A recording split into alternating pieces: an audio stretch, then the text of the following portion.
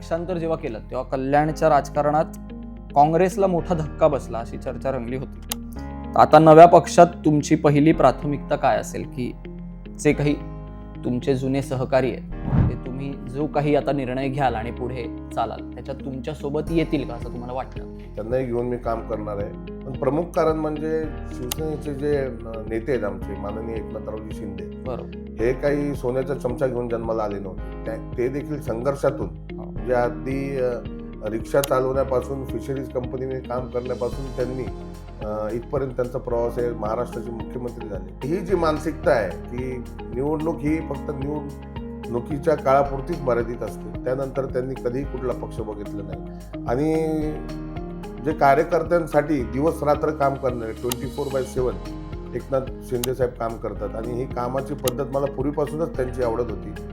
काँग्रेसमध्ये कसं होतं, 8 वाजले की दुकान बंद करायचे, ऑफिस बंद करायचे. पण आज शिंदे साहेब सकाळी 4 वाजेपर्यंत ते काम करतात. खासदारही श्रीकांत शिंदे साहेब काम करतात. आणि माझीही कामाची पद्धत सारखीच आहे. मी पण 24/7 लोकांसाठी उपलब्ध असतो.